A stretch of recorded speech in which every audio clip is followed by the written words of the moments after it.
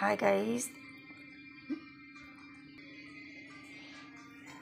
দেখো আজ আমি ওই মিহিদানা করব।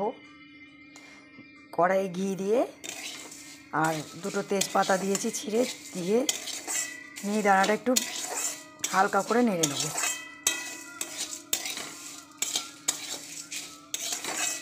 তোমরা কে কোথা থেকে দেখছো আমাকে কমেন্ট করে জানিও।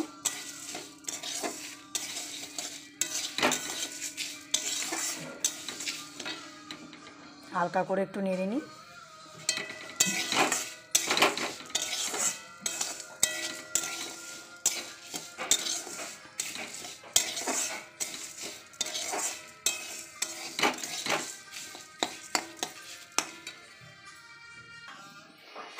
আমার মিহিদানাটা ঘিয়ে ভাজা হয়ে গেছে, এবার আমি নামিয়ে নেব।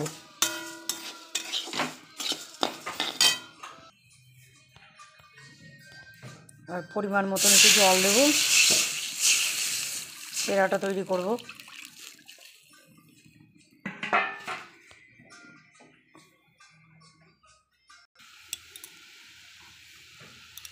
চারটে এলাচ ফাটিয়ে রেখেছি, দিয়ে দিলাম।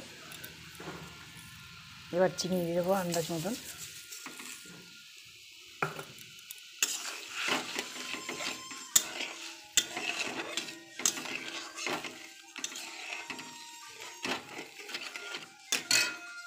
চিনিগুলো যতক্ষণ না গুলবে ততক্ষণ তো সেরা তৈরি হবে না। চিনিগুলো গুলুক, তোমরা দেখতে থাকো।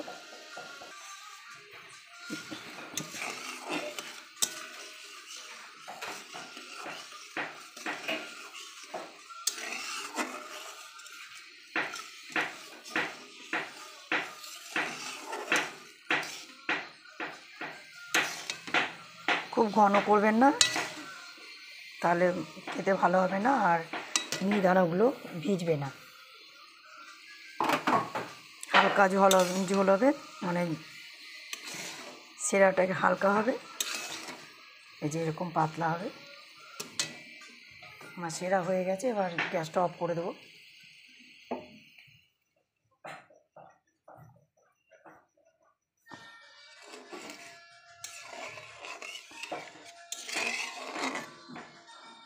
এত গরম গরম জল যদি মিহিদানার মধ্যে দেওয়া হয় তাহলে মিহিদানাগুলো গলে যাবে। একটু নর্মাল হবে জলটা, তখন জলটা ঢেলে দেবো মিহিদানার মধ্যে।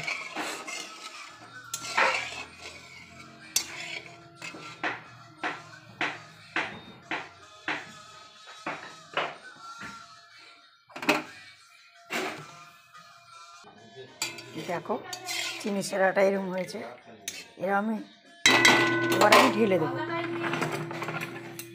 মিহিদানার মধ্যে, ঢেলে দেবো।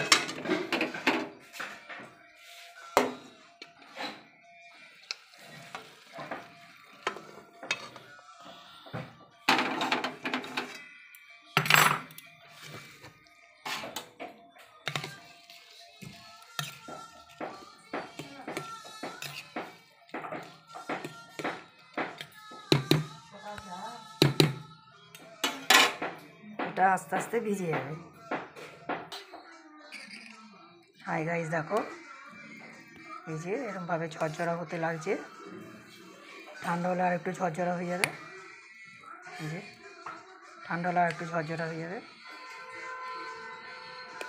দেখেছো? এরকম ঠান্ডা হলে আর একটু ঝরঝরা হয়ে যাবে। তাহলে আমি এখানে আমার রেসিপিটা শেষ করছি।